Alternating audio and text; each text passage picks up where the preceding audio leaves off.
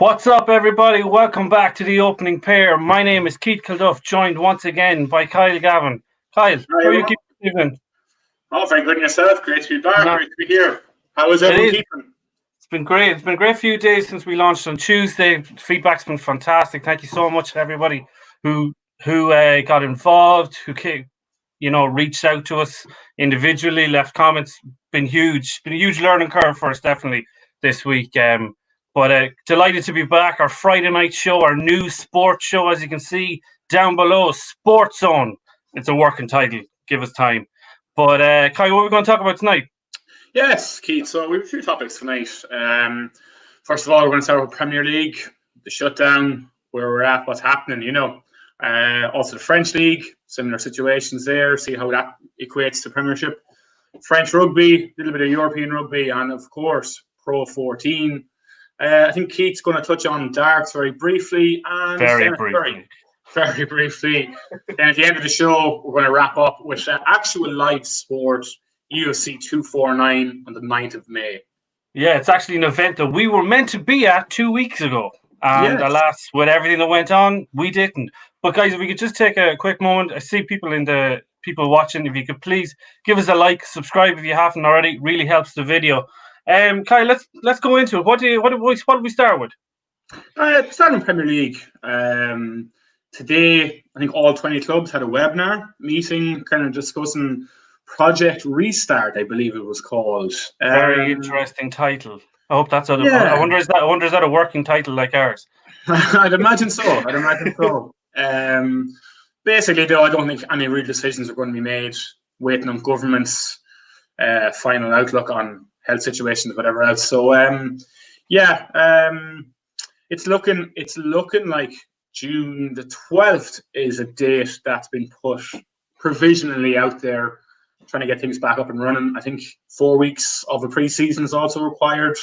So is the 4 weeks prior to the 12th, or is it included in the 12th? Like, what is the 12th? Like, back on the pitch, 11v11, or are we back training the 12th? I think May 18th was a final kind of cut-off date for getting players internationally back in. Obviously, I think there's the likes of Willian at Chelsea. He flew back to Brazil to his family, so he would have to come back 2 weeks on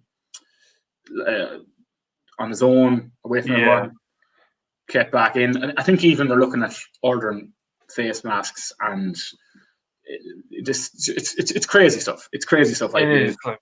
It's an interesting one, right? Because while we're all quite bored and we'd love to be entertained in some manner, I think that there's definitely a humanic question of, like, is this really something that we need to be rushing back? I suppose, like, are we completely safe with, like, just dropping everything and going back this way, or is it a phased approach? I know there's definitely talk in Germany about playing like no fans, and there's an awful lot of like these kind of like foam heads seem to be like coming up as a crowd or something, which is very strange. Yeah. But you touched on the masks, and it's like, I understand, like, there's a lot of money in the game, but like if we're going to that length to get masks ready for players, surely they're better served on the front line with like NHS staff.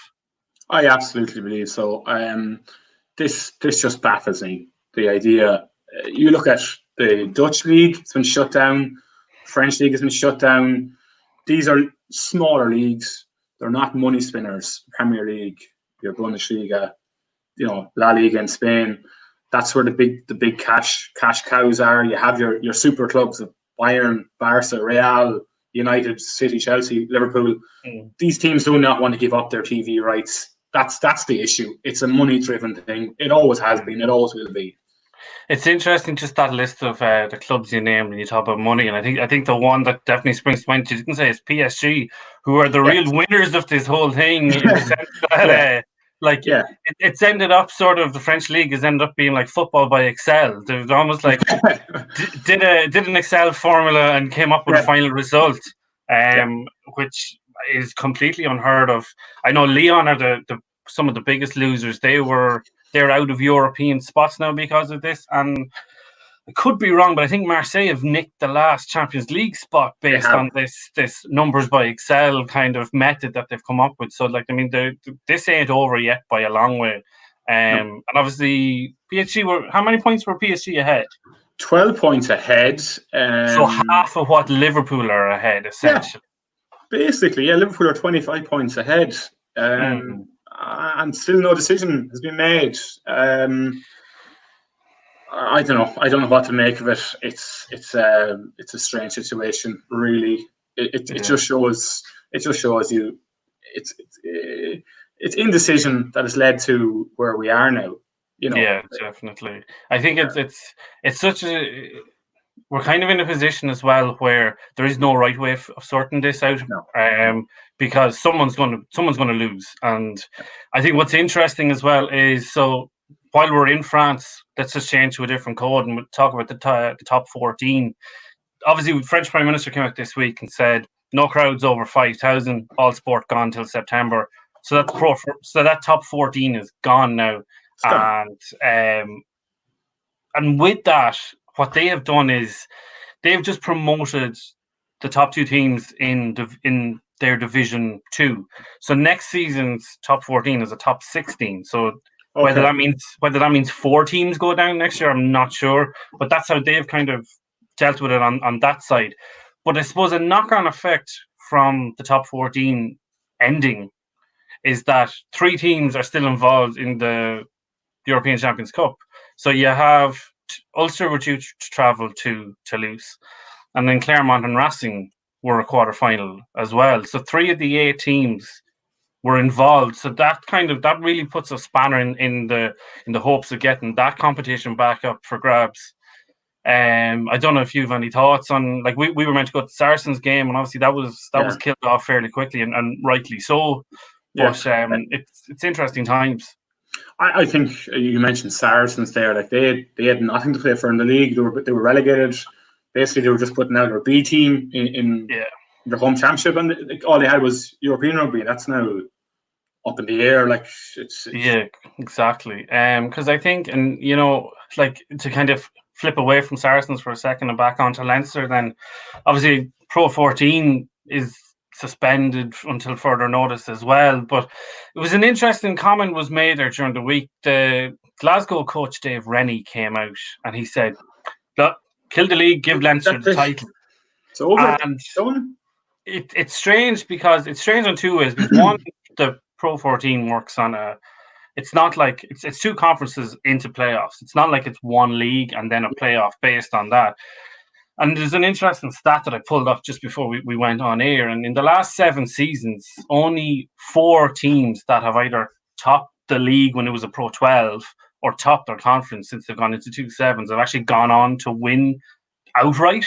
So there's no way of saying, like, while Leinster are 13-0 in the league and going great, there's nothing to say that they are going to win the league outright. So for Dave Rennie to come out and say that, and Glasgow, they some would say they should have won the Pro 14 final last year in Celtic Park. So it was just, I found it a strange comment. Now I know he's got a few things on his mind. He's the outgoing Glasgow coach, and he's due to go to Australia to be their new coach. Okay. So I don't know, is he trying to cut his loss and get the first flight to Melbourne? Even more so, though, you're saying about league titles and whatever else, but I'm wondering from a financial point of view, how delicate the 4 provinces are here, and obviously Leinster are leading team. How is that going to knock on effect just for the ordinary staff associated with the club? Sorry, Kyle, you broke up there slightly. If you just want to run through that again. I don't know if that's coming through. Sorry, we're due to. I've ordered in a new audio set, and obviously due to the times of the hour, we're down to the bare bones right now. But hopefully it's coming through. Yeah, no, I was touching on just the outside of the actual on-field situations. I was saying about financially off the field, how it would affect us as Leinster being our leading province. Staff-wise, associated with the club. How is that going to have a knock-on effect? Surely that has to be. the RFU came out there a couple of weeks ago, and they made a quick decision fairly quickly, and they did a kind of like a tiered approach based on people's wages between 10 and 50%, in the hope that they'd be able to give that back to them. But I think another big issue in terms of like soccer and rugby and all this is it's the guys that are out of contract that don't have a shop window to put themselves back in. Like I think I know on the rugby side, the likes of Rob Carney and Fergus McFadden, they're out of contract, and I'm sure there's an awful lot of Chelsea footballers that are probably looking over their, and they're like, "Where's my next gig coming from?" And then how do I? This is a debate, like I was saying, speaking to you earlier in the week about the Chelsea situation. I think Cesar Azpilicueta, the Chelsea captain, is having discussions directly with Maria Granowska, the Chelsea director, the board director, and they were looking. Chelsea were looking for 30% reduction in wages, but the players just wouldn't. They offered 10. So what they've now done is they suspended talks, and Chelsea are not going to furlough any of their casual staff, thankfully. But I think what the statement that was made was that they want the players to contribute to different charities for now. It's something, but having said that, I think very much on it's kind of putting back on the individual rather than the collective making a call and being firm. Well, Tottenham took the step. Tottenham took the step of actually furloughing their staff, their everyday staff, and got absolutely hammered rightly so, but absolutely hammered for it in the media. Liverpool also, another club, furloughed their staff and were looking for the government handout, and again, absolutely hammered in the media. Had to backtrack, as did Tottenham. These clubs are earning millions and millions. Millions. It's crazy money, like. I'd say like for one Harry Kane, you could probably get like 15 people a week. I think the figure was that they'd actually be saving 10 million for furloughing of their casual staff, whereas the actual playing staff are on 4 or 5 times that. That's crazy money. Like it's just madness. Dropping the ocean. But it's the kind of and I think I suppose let's turn the conversation. Let's get more of a positive thing out there. So there is no sport, but there is some sport, and I think there is. There's a big rise in esports. There's a big rise in like streaming. There's a big rise in like online gaming. There's been as well. These watch-alongs seem to be great. Yeah, the big thing of a watch-along. But I think there's been a couple like really good initiatives and kind of innovative things that have happened. And I know the Professional Darts Corporation, they tested a thing over a couple of nights. It was darts at home, and it was essentially webcam and 2 guys in rooms and call your score. This is very Wi-Fi dependent, though, I'm assuming. It was, and the problem with it was, so what they came up with this darts at home tour, and what it was is every night it's 4 players in a round robin, play each other once, and the winner goes on to a knockout stage of something that we still don't know yet because we don't know how long this is going on for. But as you say, with the strong Wi-Fi connection, it's actually robbed the tournament of 2 of its best players because Gary Anderson and Darrell, Garni, who 2 of the top 10 in the world, have very poor Wi-Fi. So, am I right in saying Gary Anderson is a world champion as well? He's a 2-time world champion. Okay, right, yeah. So I think it was very funny. He put out a tweet or something, and he, if you Google like what's your internet speed or something, it comes up. Right. And I think he was meant to be at like a 5.6, and he was at like a 1.2. So he was like, I can't play in this, and we were like, it's not happening. But it was really weird because they're on, I want to say Monday night, or it could have been Tuesday night actually after our first stream. Which thank you to everybody who watched and commented and liked. Really, really appreciated. Keegan Brown is he's world number 30, and he played his first game. It was grand, everything went okay, and then his Wi-Fi just went out completely. and they couldn't reach him then for the rest of the night.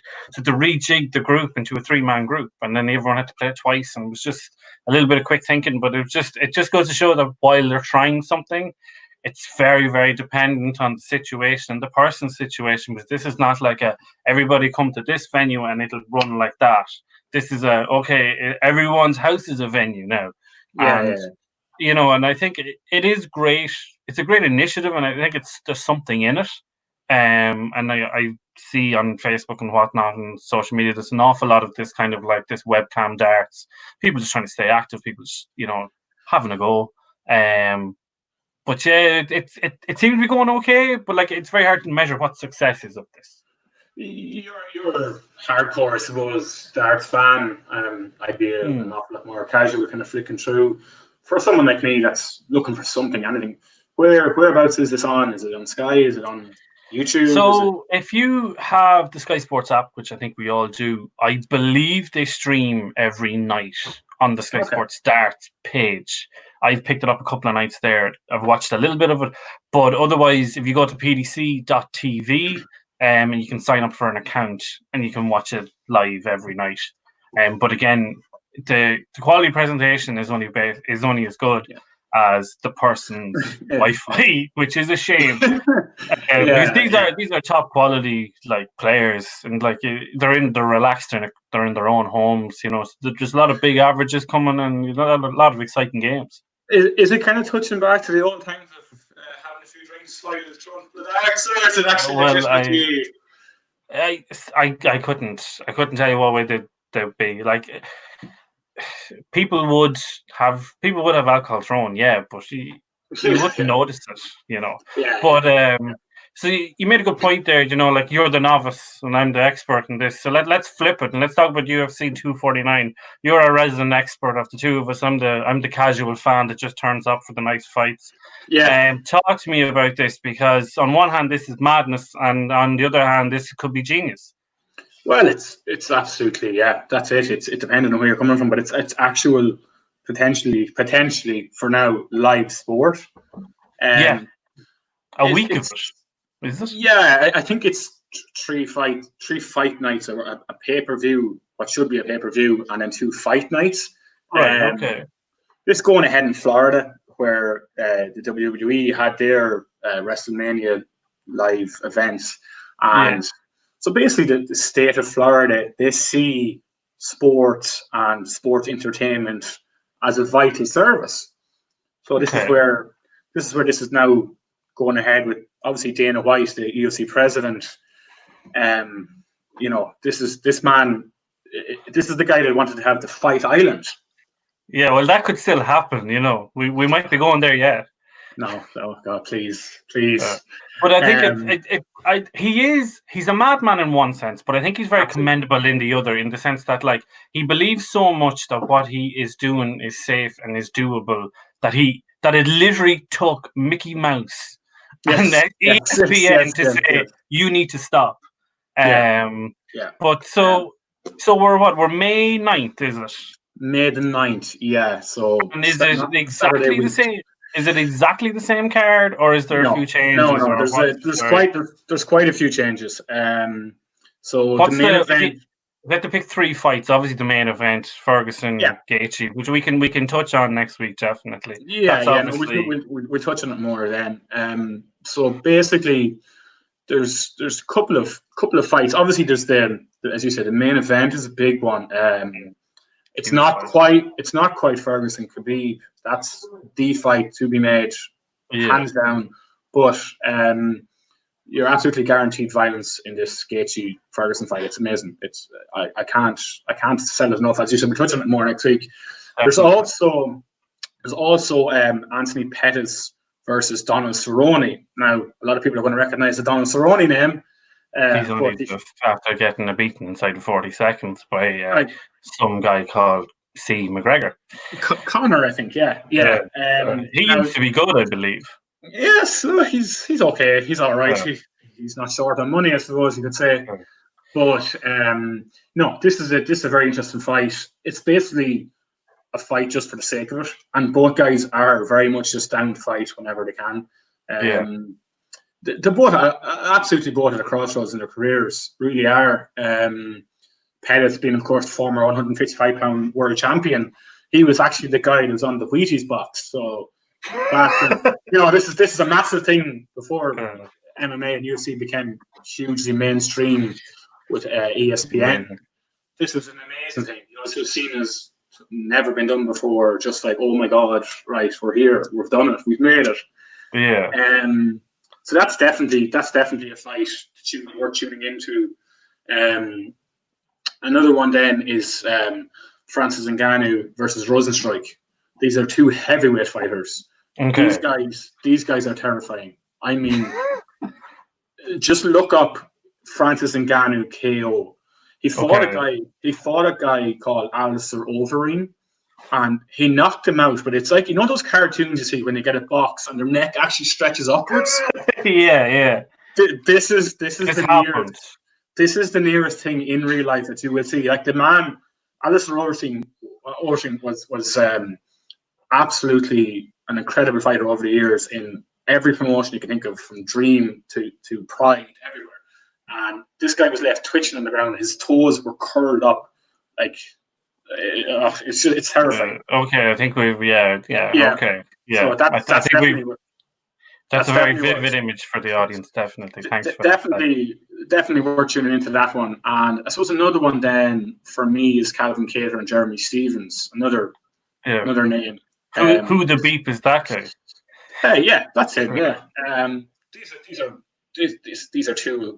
I suppose Stevens is kind of at a crossroads, whereas Kattar is a hugely up and coming fighter. And I think it's an interesting when you get that kind of the old and the new come together and see what the different kind of styles. And it's kind of at that case of Jeremy Stevens is seen now as a gatekeeper, and they kind of want to see where Calvin Kattar's at.